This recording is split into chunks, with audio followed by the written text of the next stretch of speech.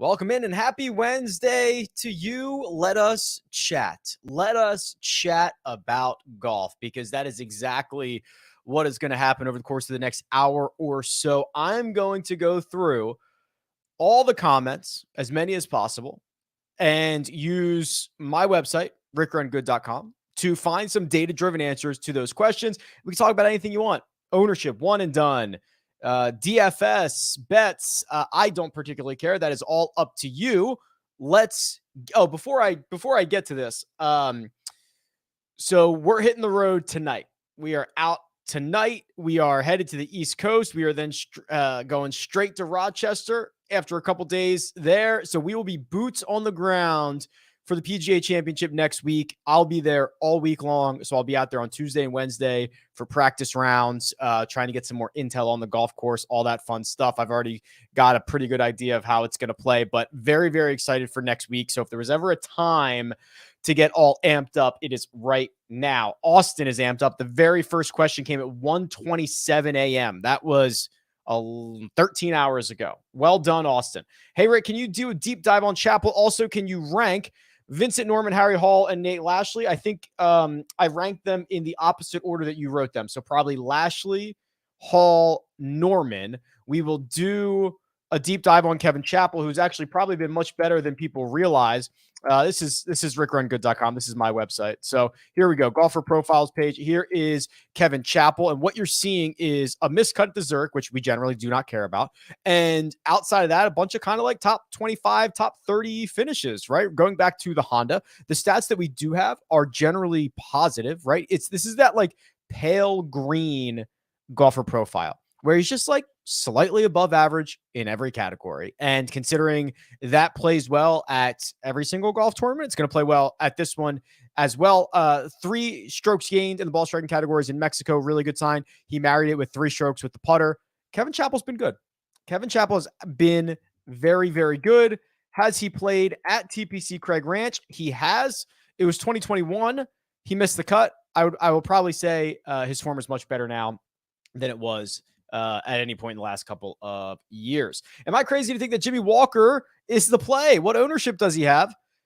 All right, let's pull up Jimmy real quick here. So here's Jimmy's stat profile again, playing much better than I think people realize. T15, T14 in his last 2, but you go back a little bit further than that. It's 4 straight top 25s. It's very good. It's very impressive. I worry a little bit about how sustainable it is.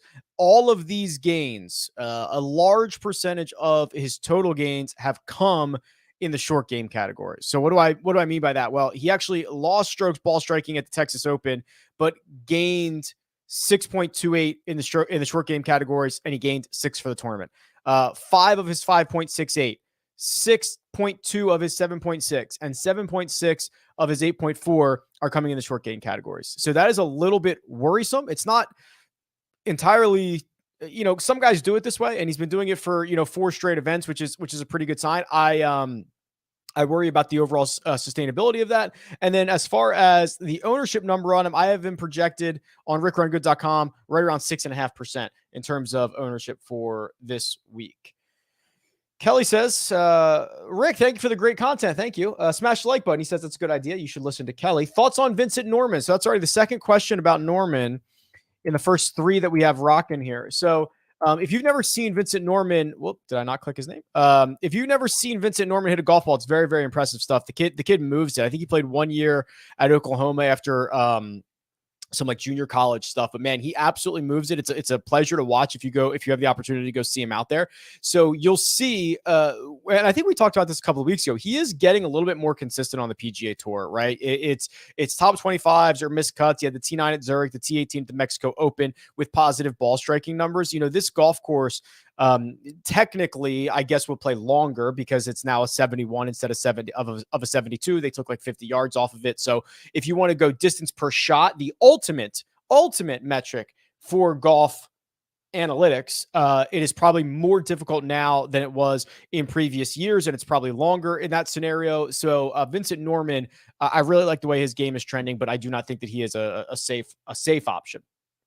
Rick, I play a weekly DFS game with my friends. That's cool. 8 to 15 people. Any game theory plays or strategies that I should go by? You just don't have to be as different, right? You know, if you're going to be different and get a guy who's going to be like 5% owned in a large contest, you probably don't have to do anything else to be different in an 8 or 15 person contest, right? You know, leaving $300 on the table probably makes you unique. You just don't need to overthink it. You just kind of play it more like a cash game. Go get what you could like in theory do, honestly, is I'm spitballing here, but if I were you, like I'd go to the custom model. I would put all of my weights on implied win percentage, basically just what is the best lineup I can make based on the odds to win. I would build one lineup and I would roll out those guys: Day, McNeely, Wise, Yeager, Stallings, Ben Griffin. The other thing that you could do in theory is put 100% of your weights on how often they gain strokes to the field and run a lineup like that. Hatton, Tom Kim, Taylor Montgomery, Minwoo Lee, David Micheluzzi, Mac Meissner. You could also change the max projected ownership to 200 because you don't really care about that. Yeah, now you're getting Scotty Scheffler. Yeah, that's what I was looking for. How do we get Scotty here? So, yeah, that's what I would do. Just play it very, very safe. 700 member one and done in the money currently. Is KH Lee still too popular? I think he's going to be very popular, and I also just don't think like why, like everyone should be available to you, right? So everyone is available to you. Why wouldn't you use Jason Day, Tom Kim, Terrell Hatton, even like Adam Scott, Matt Kuchar, like someone else who has just the same amount of odds to win as KH Lee, but will not be nearly as popular. And none of these guys you care about wasting now or saving them for later. So I just like, there's like very little scenarios I think playing KH Lee in a one and done scenario is good. I guess if you're literally in first place or you're in the top like 10, I don't know. It doesn't feel great. It feels like a trap. DFS lineup. Would you go with the two Woos? That's Brandon and Dylan, or Minwoo and Hall, or Michael Kim? I would go with Brandon and Dylan. Who are the lower price guys under 8K that gain 3 or more strokes per round the most? All right, so Justin is hacking the system. Justin knows the questions to ask. So what you do is you go to the power rankings, but Justin doesn't want to pay for this, which is all fair game. That's why we're here. But he knows exactly what to ask. This is actually quite savvy. So go to power rankings, search gain distribution, gaining 3 or more rounds, sort it by that, and start looking for guys in the 8K range. Minwoo Lee does it 33% of the time. Benny On does it 86% of the time. Oh, actually, you want under 8K. Eric Cole does it 27% of the time. Brandon Wu, 22. Jimmy Walker, believe it or not, 22. Michael Kim, 22. Sam Stevens, 22. This is all in the last 36 rounds. Good question, Justin. You got me. Hey, Rick, how about an early model for the PGA Championship next week? Would love to get your early thoughts. Okay, so I'll take a quick. So I gotta share a different screen with you here. I've been mapping out Oak Hill. I've been neck deep in Oak Hill for the last couple of probably a week or so. So I'm just going to share with you guys kind of what I've been up to here. So this is just Google Earth, but it allows me to kind of see the satellite images, and then I can compare it to widths and things like that, and see how this golf course is playing and where the bunkers are coming into play. You are going to need to drive it incredibly well at Oak Hill. Just like you're going to have to. There is no doubt about it. They removed, 600 trees from the property, but the trees that exist, kind of like this one here, actually, like probably number one is probably a better example, where this is just a long straight golf course. Number one is right here. It's this new cluster of 3. So the way that here's actually a good example. Number 2. So look at where this tee box is now. So this tee box is here, but these overhanging branches essentially turn what is a straight golf hole into a slight dogleg right that you have to be able to shape it just a little bit.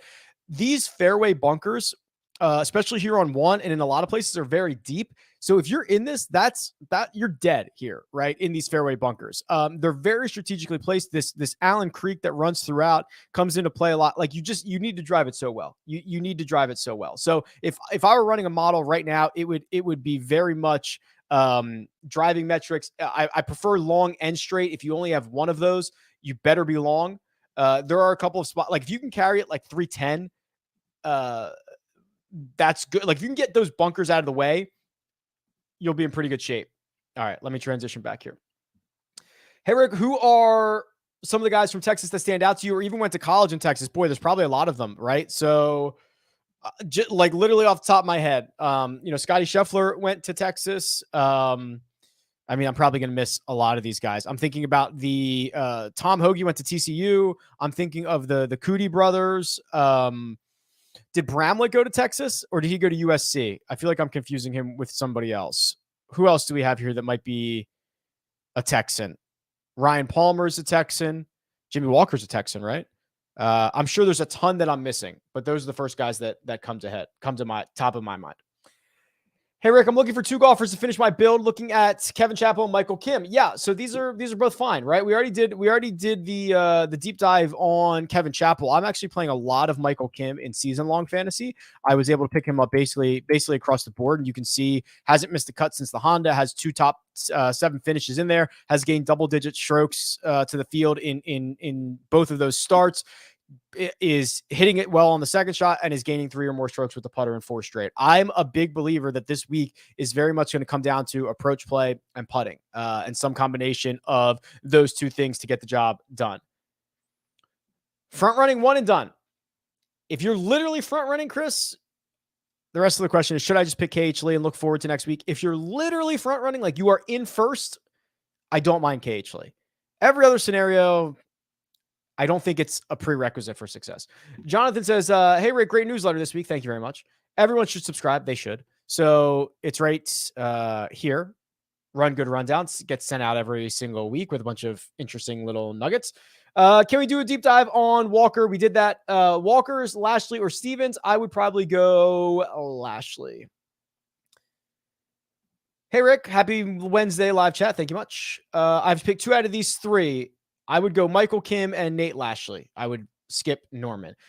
Afternoon, Rick. I'm front running in 120 player one and done. I have a $2 million lead. Hatton, Day, Tom Kim. Where are you leaning? Hatton. I have, in general, in most one and dones, especially ones that I am towards the front, I have played Terrell Hatton. I think he is probably the second best player in the field. The advanced metrics are very, very good.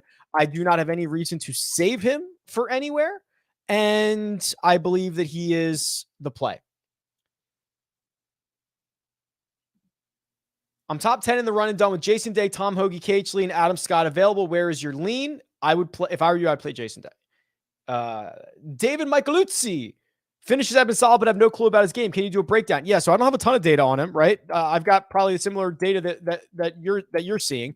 Played the Korea Championship. He gained 10 strokes in the short game, finished T21, 17th at the New Zealand Open, T10 at the Australian Open. That was the event I believe Cam Smith won. So those are the only, I guess the 3 events dating back to December. He's got a couple more before that. Actually, the Australian PGA is the one that Cam Smith won, I believe.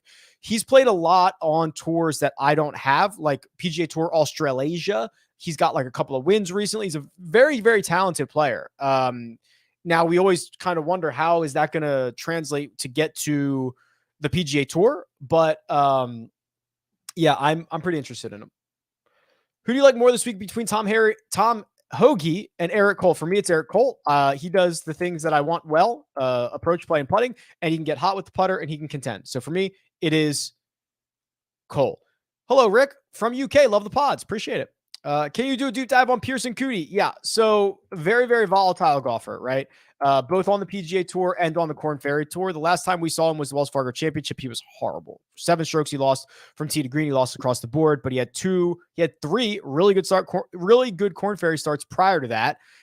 His PGA Tour stuff's been mostly hit or miss. The best finish is that T14 at API that everybody got very excited about, but he is just as inconsistent on the PGA Tour as he was on the Korn Ferry Tour. Now, I suppose that the good news is that if you're looking at a golfer like this, he can go He went cut, withdraw, cut, win, right? He went cut, T10. He doesn't necessarily need to be showing form. So if there was a guy that you were going to take a stab on to try to be early, this is the type of guy that you generally want to try to be early on because he doesn't need to show that form. Hey, Rick, I'm 22nd out of 38 in my one and done. So you're about middle of the pack. Would Power or Cole be too much of a long shot? I would play Eric Cole and I would not think twice about it.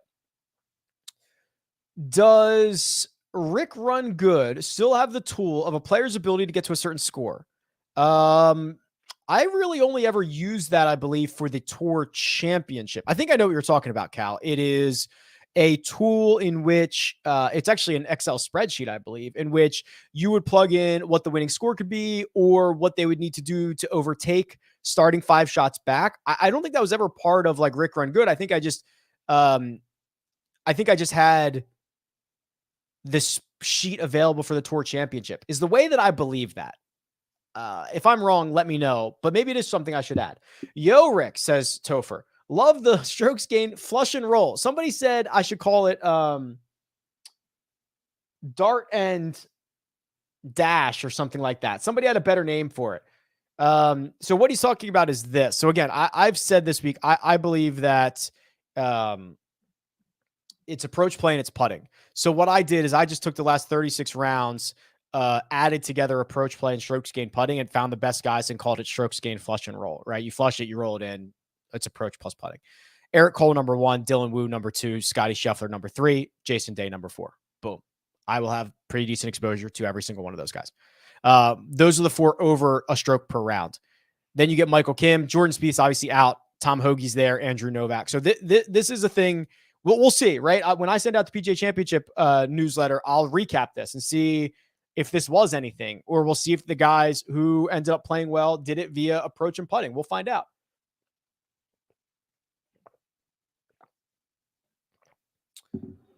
Tom says he has not missed a cut in one and done. Humble brag. No, I'm just kidding. Because I believe, yeah, okay. So that's a side pot, I guess, if you make every single cut. So confidence in Adam Scott. Listen, this is a very weak field, right? I think Adam Scott will make the cut.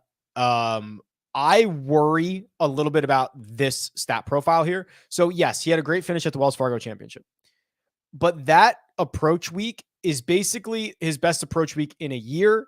That putting week is his best putting week since August. So you're getting like a 52 week high and a 36 week high and asking like, should I buy those?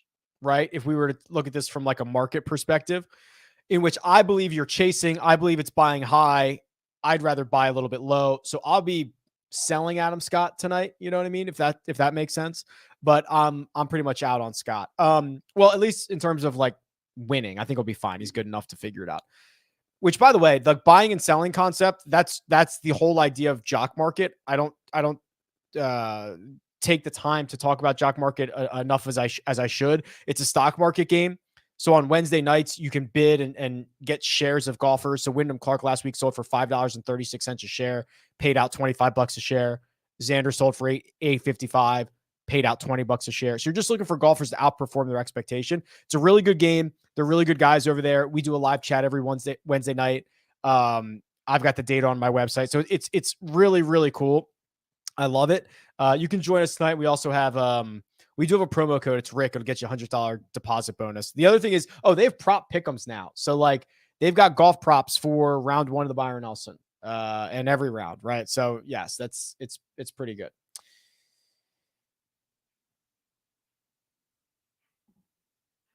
In my one and done, we don't use money earned, but strokes under par. Holy crap. Most under par at the end of the season wins. I'm 39 strokes behind. Who would give me the most birdies this week to regain some strokes? Boy, that is, you should get a different league. I'm like not even kidding. That's kind of bizarre, isn't it? Isn't that kind of bizarre? Go to the Holy Grail and sort this field by birdies or better. So guys like Hoagie fills it up, right? Like I think if in your specific scenario, Tom Hoagie might be the guy. He's close enough to the top of the board. He's got the flush and roll ability. He makes a ton of birdies. I think Tom Hoagie is probably your guy. Who's going to be the first round leader, and will the wins play a factor? Okay, let's do the wins conversation. So the caveat being this can change at any moment, but here is a weather station that is right on the golf course. So they're getting thunderstorms right now. It's like raining right now. So that'll soften it up a bit. So Thursday morning, and I'll get the wind in here. Sorry, let me zoom out a bit. Thursday morning looks fairly benign. It'll start to go up from about 5 miles an hour to 8 to 9 to 11. Noon is when it really starts to crank up, about 15 miles an hour, kind of in the afternoon. And it kind of sustains that into Friday morning. And for the most part, the rest of Friday or excuse me, just Friday morning. So I think if you look at this, you'd have to say that if you think that these 10 to 15 mile an hour winds are impactful, that the AM PM wave, Thursday AM, Friday PM wave probably has a better shot. So if you go to the custom model, you could do that, right? You could put, at least 5 guys from the AM wave, or you could do everybody from the AM wave. Or you could try to be a little bit different and go with the PM wave, just in case this doesn't amount to anything. But I think if you ask me to choose, AM PM looks like it will be a little bit better, have a chance to be a little bit better.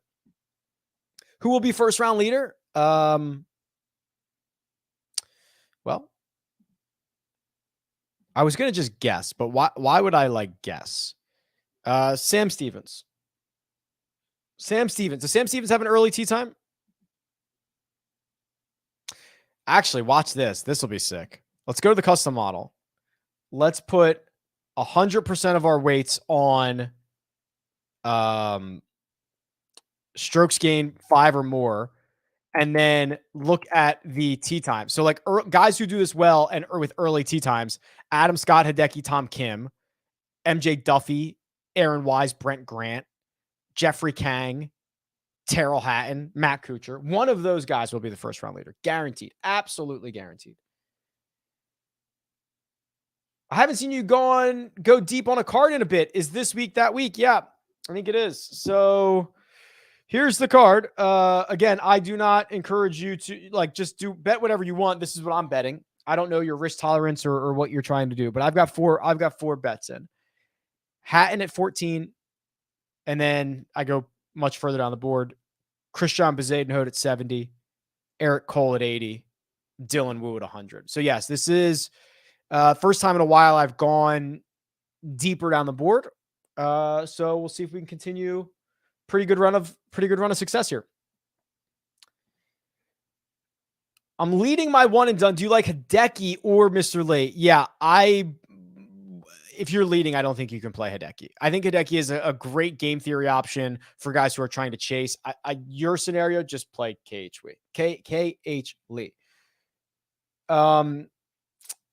This is a question about Matthew NeSmith, which we can absolutely dive into. So NeSmith, right? We're trying to figure out what he's up to. What is he doing? He was awesome at the end of the season. Never got it going this year.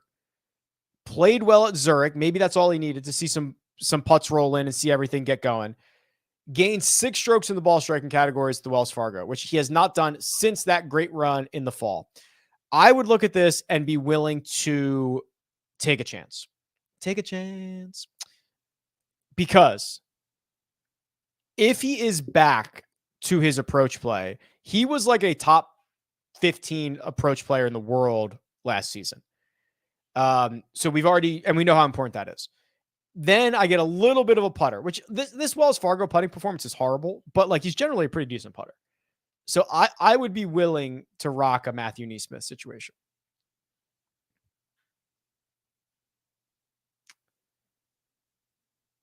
Where was I? Jason says, I'm so appreciative of this chat every week. I do apologize for asking, but can you pull up the lucky versus unlucky? Yeah. So it's the trending tool on RickRunGood.com. So basically looks at who's hitting it well and getting unlucky with the putter and vice versa. So guys that trend well, small sample sizes for Mac Meisner and Derek Lamley, but Jeff Ogilvy, Garrett Higo, Carson Young, Harry Hall, Martin Trainer, Jonas Blixt, Ben Yon. Those would be guys on the best side of things. Still on the good side, you'd get like Dylan Wu, Kevin Chappell, Trevor Werbelow, Brandon Wu, Jason Day right on the border there.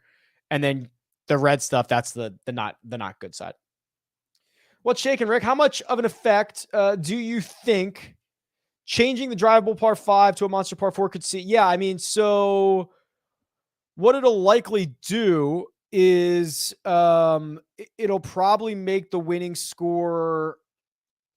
Let's see. They're going to play that, 4 times. Yeah, it'll make it a little bit lower. Nothing crazy, right? I think it's still going to be wet and receptive and all that stuff, but 20 under par, 21 under. If it was 25 or 26 with that hole. Hey, Rick, can you tell us how projected points are calculated in the custom model? It would take a lot of time. It is essentially a constantly evolving calculation of weighted recent form, long-term form, course history if it exists. There's just it would take me 900 years to go through it all. A low-owned dart throw for the week. That's just a statement, Dylan. That's not even a question. I would say, what is Dylan Wu's? Obviously, I'm in on Dylan Wu. What is his ownership going to be? Nope, 9.5%. No. How about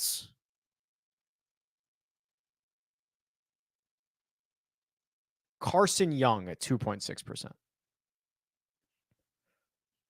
That's where I'm going. Carson Young, 2.6. Still have Rahm and Scotty, and I'm only down by $1 million in my one and done. Okay, that's pretty good. Between Hatton and Tom Kim, is there a more obvious place for either of them down the road that I should wait? Yeah, no, both are fine. You could, in theory, I guess, play Tom Kim back at Wyndham again, right? He won at Wyndham last year. So that wouldn't be the worst case scenario, and he's probably going to go back and defend it. So, no, I think both are fine. I have no problem using either of them. Any thoughts on MJ Duffy this week? I think he wins. Can you prove me wrong? Sure thing. I actually like MJ Duffy. I think he's been playing great. But let me show you why he won't win. He doesn't win. Right?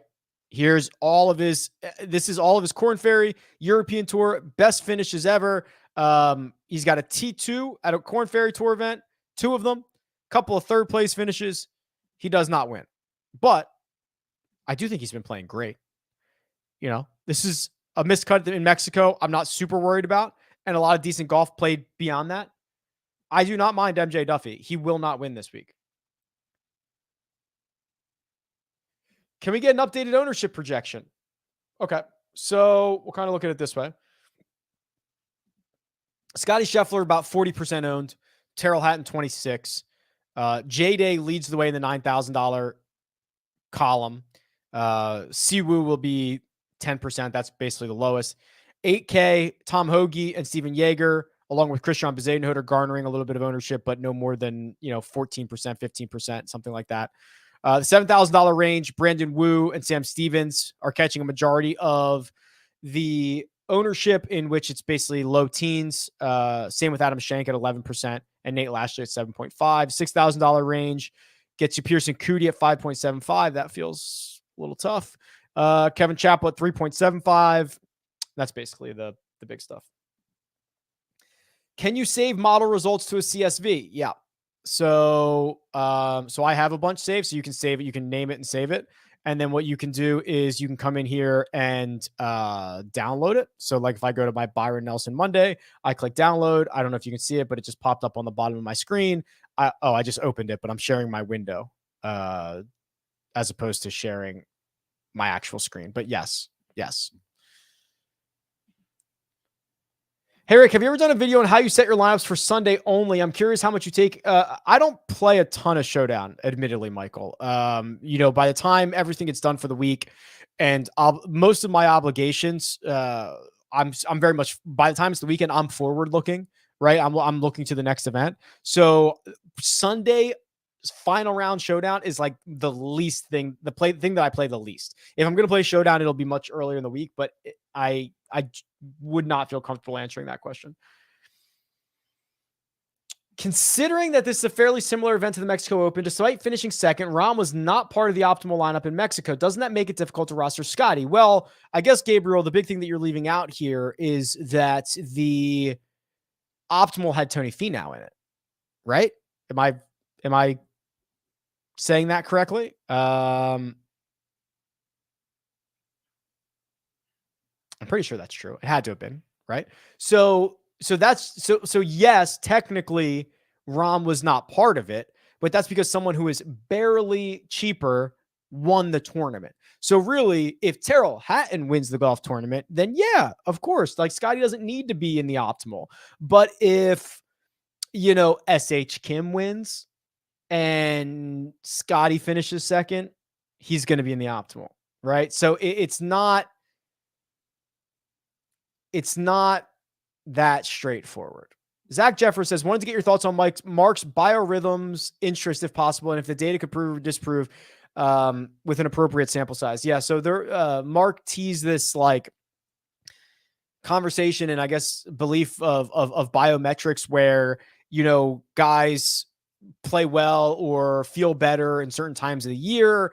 He was making the argument that KH Lee basically like mid-May, for whatever reason, he's in prime shape.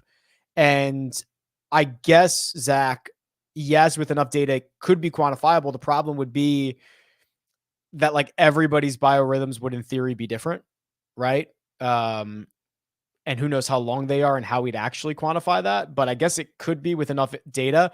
I don't know. I don't know how I feel. I don't know enough about it probably, but I guess part of me thinks like, okay, like, maybe some guys are feeling better when the weather starts to turn, or I don't know. I don't know. I really don't know enough about it.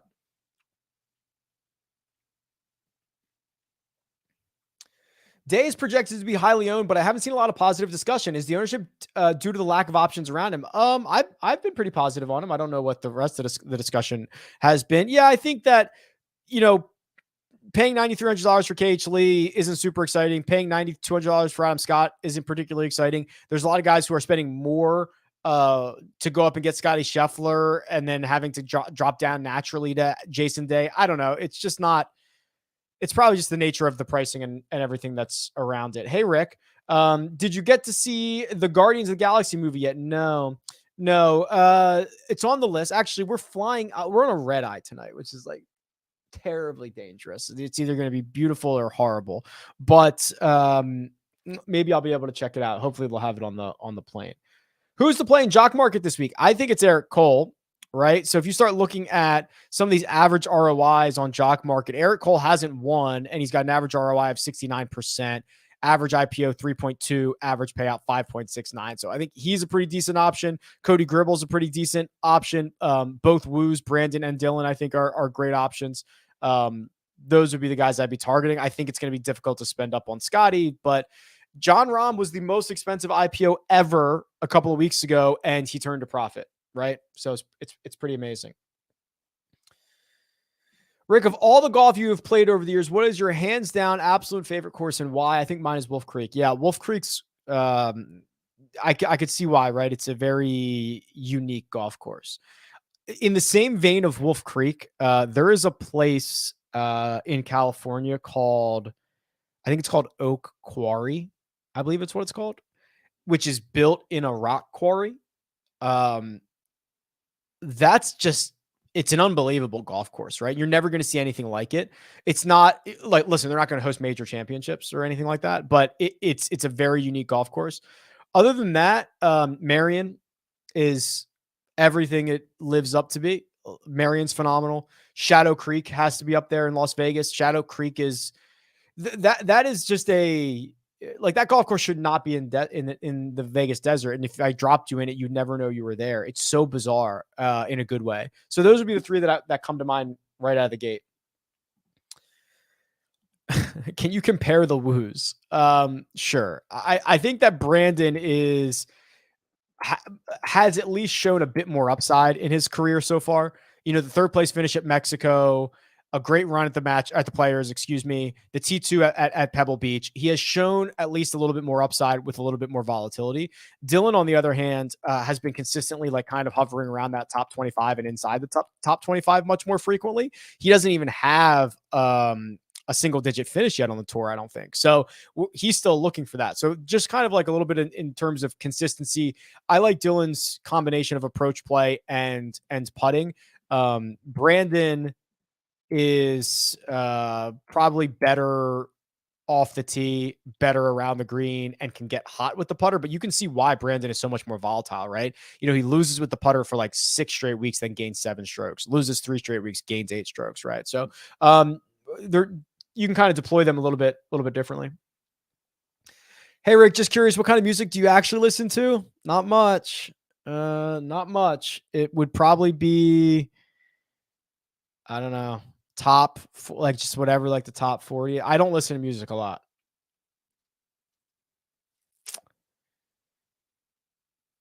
KH Lee, the sexiest golfer alive? Hard to argue, right? I believe he is.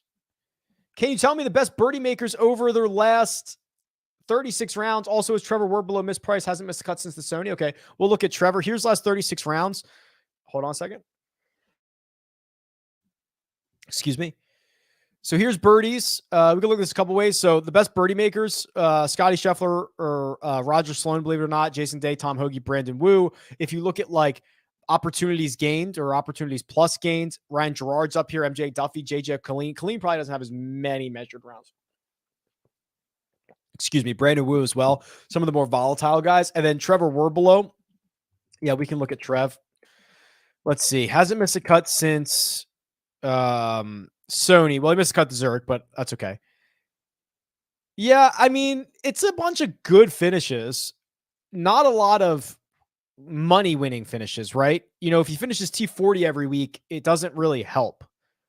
So I wonder where the upside is. How much is he? He is 63. Yeah, I mean, that's the other thing, though. 63, if he just makes the cut, you're probably doing okay. Not the worst thing in the world. Love the show, Rick. Hopefully see you at the PGA Championship next week. Yep, I'll be out there Tuesday on. We'll be everywhere. I think we've got a little bit of stage, or you'll see us with a cameraman for CBS. It'll probably be very easy to find us, quite honestly, and I'll be around. This week's one and done, leading by not much, 41 people. Bez, Power, Wu, Tom Kim, Siwoo, KH Lee have to pick 2. Wow. Okay. So you've got to pick 2. You are leading, but not by much. Okay. So in your scenario, you can take KH Lee, and then you could also take either Bezadenhout or Tom Kim. If you want to save Tom Kim for Wyndham, that's fine. Play Bez. Otherwise, go with him. Where are the ownership projections on the website? They're on the cheat sheet and they're on the custom model. And how would you adjust for a single entry? Usually they are more polarized. So guys that are higher owned or who are high owned are even more highly owned, just because people do not want to fade somebody in their one lineup. Who is the chalk in the 7K range that you don't want to fade? Okay, let's see if somebody fits that criteria. So here's the 7K range. Actually, let's just do it like this. 7K range, sort by projected ownership. So the highest owned golfers are going to be Brandon Wu, Sam Stevens, Adam Schenk, SH Kip. So I would not, I'm fine not playing Wu or Brandon Wu. I'm fine not playing Sam Stevens. I'm fine not playing Adam Schenk. If I had to answer this question, I would prefer SH Kim and I would prefer Joseph Bramlett. Bramlett is an elite skill set that is putting everything else around it, which I think is kind of exciting, right? He drives it really well, drives it far, and now he's getting better in some of the other categories, which I think is that's a good statistical progression profile.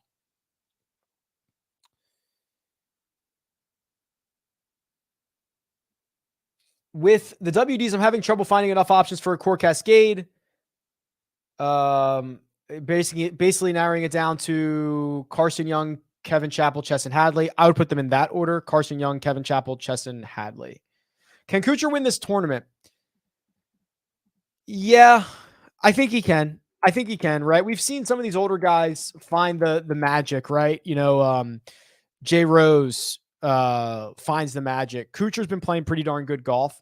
He's played well here. I think with this field, if he doesn't get Scotty buzzsawed, I do think he could win it.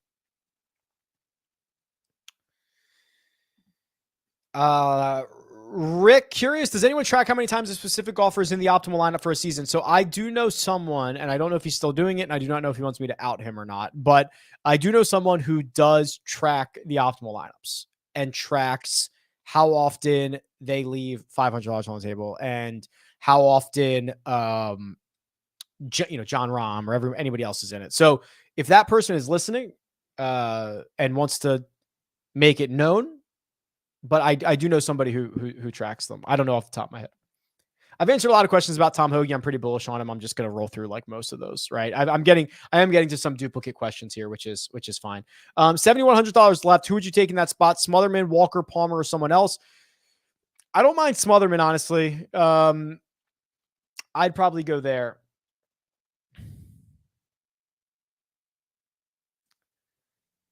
Hey, Rick, can we see some stats on James Hahn? He finished 9th here last year and seems to be getting back into form. I don't know if I agree with that. Let's see. Yeah, I don't see the form, right? Bunch of missed cuts, no finish better than T30 this year.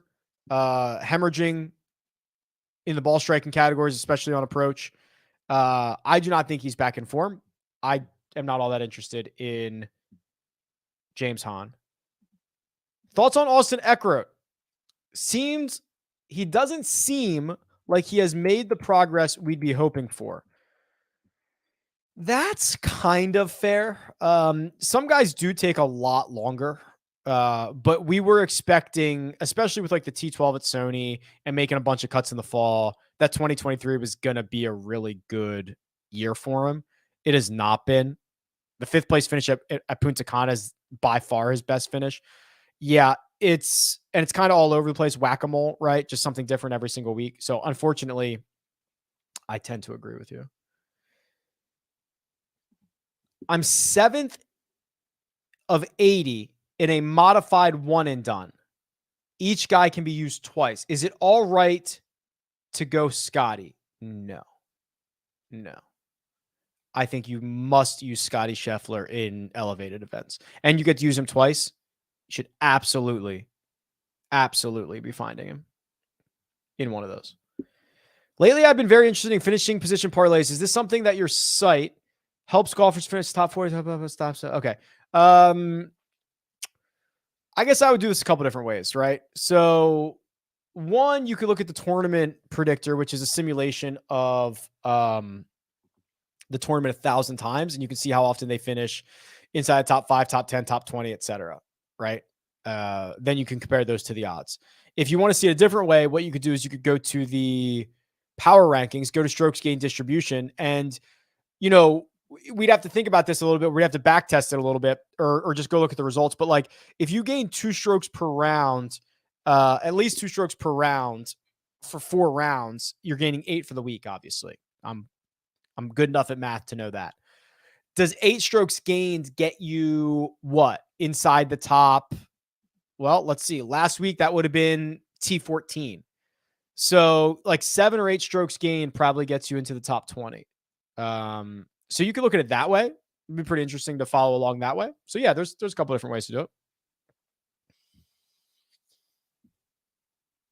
There were a couple questions about Seamus Power that I kind of either got lost on or skipped over or whatever. But let me show you Seamus Power's stat profile because I think it is worth looking at off of T18 at the Wells Fargo Championship. We've been looking for this again, where Seamus gets back to being a well-rounded golfer and gain in all 4 categories.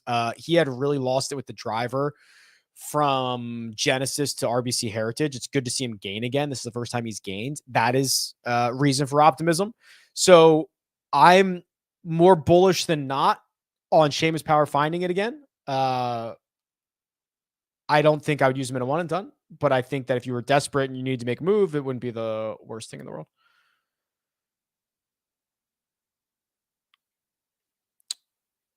Hey, Rick.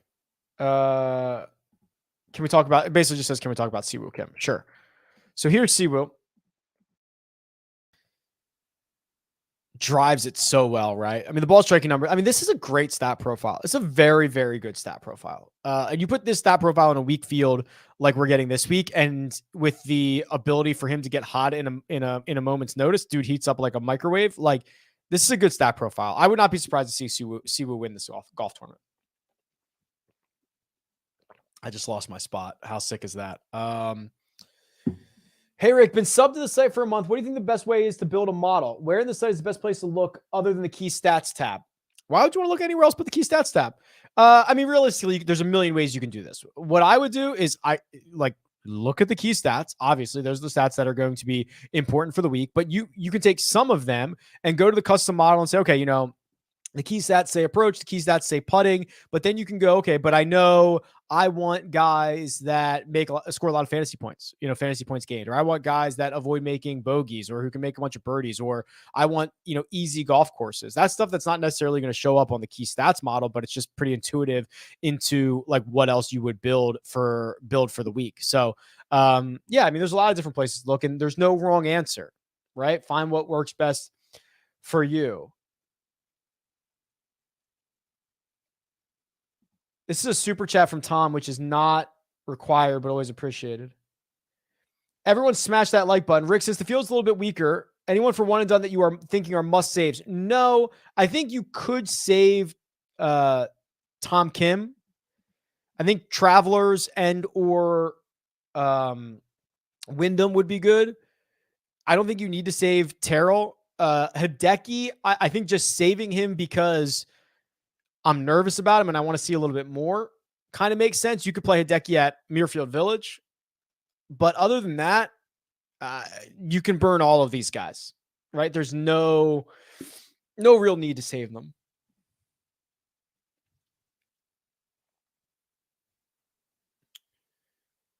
Rick, if you had to create all your lineups with one player from the $7,000 to $7,500 range, who are you trusting? So one player to be involved in all lineups from basically Aaron Rye to Doug Gehman, those guys. The answer is either Eric Cole or Dylan Wu. I'm heavily exposed to both of those guys. I think Dylan has been more consistent. So you said trusting my hard-earned money. I would go with Dylan. Hey, Rick, biggest fade and sleeper. Okay, well, I'll sort this by projected ownership and kind of look at it that way. I don't love the idea of a 21% owned Hideki Matsuyama. I don't mind playing. I don't mind using Hideki this week, but I think you have to use him in game theory spots where it makes sense. Playing a popular Hideki doesn't make sense. Playing a low-owned Hideki makes a ton of sense. So if you can find scenarios, whether you think it's a one and done, whether you think it's DFS, which I don't know if that's going to be the case, that feels better. Playing a 21% Hideki doesn't feel great. And then I've talked about a couple of these sleepers, right? Like I bet Dylan Wu at 100. I bet Christian Bezuidenhout at 70. I think Carson Young is pretty good. That's where I'd go there. Rick, I noticed that Ben On is in the top left-hand quadrant of the trend swing. I'm thinking he may be a good cover some ground pick. I generally don't think you need to go that far, but let's just look at his stat profile. Drives it well, no surprise there. Approach play, it's fine. Around the green, fine. And the putter we've well documented is getting better. Has he played here before? Yes. Has he played Craig Ranch? No. I am fine with Ben On in theory. I don't think you necessarily need to go that far down the board, even to make up ground. I think there are a lot of guys you could get to before that.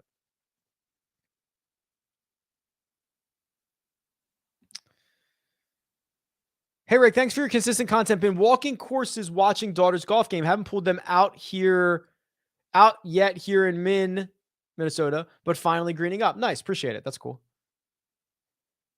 Oak Quarry is amazing. I drove a par 4 over a canyon. It was wild. Yeah, exactly. Jeffrey is doing my dirty work by saying, no question this week. Like, subscribe, get yourself a Rick Run Good membership. Appreciate it. Well worth it. Best content, data-driven site out there. Plus, always updating. That is true. I try to do my best. Thank you. Thoughts on Wise? Yeah. So Thomas is right. Like you have to throw the stats out the window on Aaron Wise. He's making his first start since taking a break for mental health. So he hasn't played since the match play. It wasn't good before that. If you want to try to look at this statistically, I think there's two ways to do it. You could reset Aaron Wise back to his 100 round baseline, or 200 round baseline, right?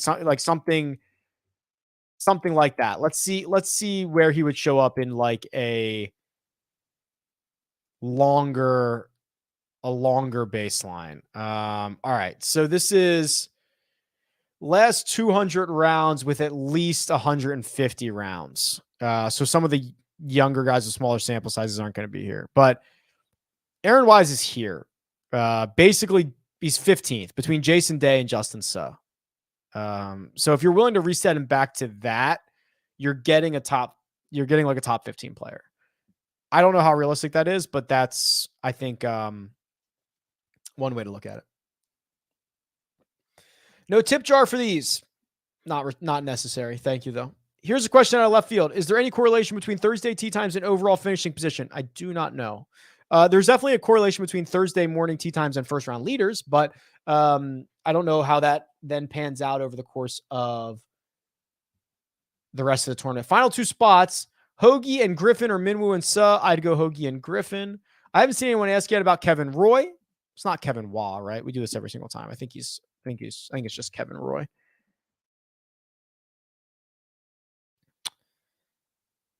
Was great in Mexico, which is not a horrible comp for this place. Yeah. I'm not excited, but I'm not disgusted. I don't know. You got to play him yourself. You got to decide. I don't know. I do not have an opinion on Kevin Roy. It looked fine. Didn't look great. Didn't look terrible. It looked okay. Question about comp courses. So Andy did his TPC Craig Ranch breakdown on the website on Monday. It's an article. You can read it. I'll tell you that I won't give up all of them, but I will tell you that he did use Vedanta Vallarta as a comp, which kind of makes me think Kevin Roy's like not bad. He used TPC Deer Run and he used TPC Scottsdale. I'll just tell you the other one. He used Detroit Golf Club. There was no reason for me to give you all but one. So those are the ones that he used, which I generally agree with, right? Like driver heavy golf courses that might ask you to hit a lot of long irons, make a lot of birdies and stuff like that. Yeah, it's pretty good. Can you do an updated model? Yeah. Okay. So it's actually a pretty good segue. So here's what I'll do. So Michael says, you said on Monday you wanted to use more course comps. Yeah. So here's what I'll actually do. I'm going to use Andy's weights and course breakdown and course comps, and then I'll mess with the rest of it. All right. How about that? We'll do like a little bit of a hybrid here. So let me make sure that I've got this completely cleared out. I think that I do, but I know I've been messing with it. All right. So we'll start with the course comps. So he does 6 on TPC Craig Ranch. He does 6 on TPC, or sorry, excuse me, 3 on TPC Deer Run, 3 on TPC Scottsdale, 3 on Vedanta Vallarta, and 3 on Detroit Golf Club. Okay. So now I will take it from here. Okay. So that's the breakdown. I will then go with I will get more course access by doing strokes gained easy. So these are, not everybody's going to have those specific courses. So this gives me a little bit more course history. I'm going to do putting on bent for 10. I'm going to do strokes gained approach last 36 pretty significantly, 20. Do around the green last 100 for 10. I'll do off the tee, last 36 for 15. I've got 22 left. I probably want, I'll do some opportunities gained for 5, opportunities plus gained for 5. That's 15 and 10. So that's even more on approach, which I'm fine with. I will then do the final 12 on fantasy points gained. My number one golfer now is Jason Day. Wow, look at this.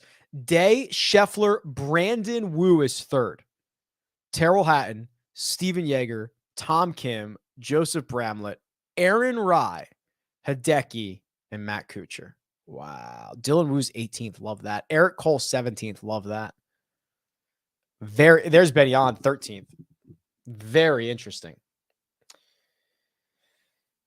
JJ Spawn withdrew, so we don't talk about him.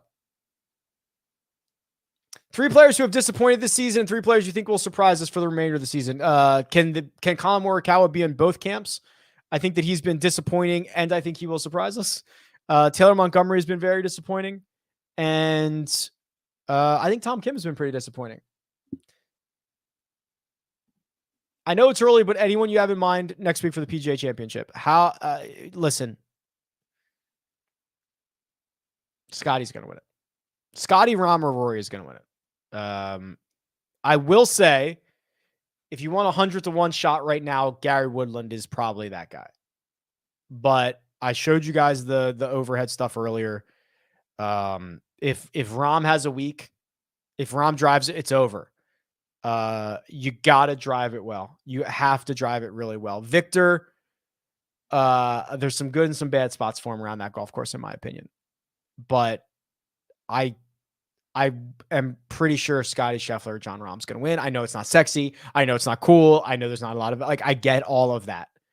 Cam Young will finish inside the top 10, and Gary Woodland will have a good week. Yeah, so this is actually interesting. So Jimmy Walker on the Jock Market would actually be pretty solid. You'd have very little investment there and plenty of upside. First, when are we upgrading for the quad to a track? I don't even have a quad. I have a GC3. And when my wife gives me the go-ahead. Who's your front runner between Cole, Michael, Kim, and Dylan Wu? I like Cole, then Wu, then Kim, but I like all 3 of those guys are in a lot of my lineups.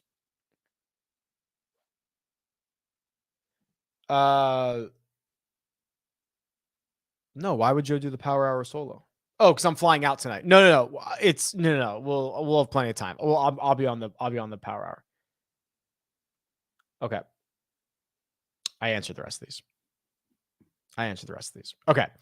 Here's what I'll say. Is there anything else that I need to chat through? Trying to see if there's anything super interesting in my. Well, everything's very interesting in my newsletter, but anything that I wanted to talk about? I don't think so. Okay. It's been an absolute pleasure. Do me a favor, hit the like button on your way out, subscribe on your way out, go sign up for RickRunGood.com. I've got a lot of great stuff brewing for PGA Championship week. I'll probably have a giveaway if I remember, but I'll probably have a giveaway for next week. So if you are subscribed to my newsletter, you're already entered. So just go do that right now. There's a link in the description, RickRunGood.com/newsletter.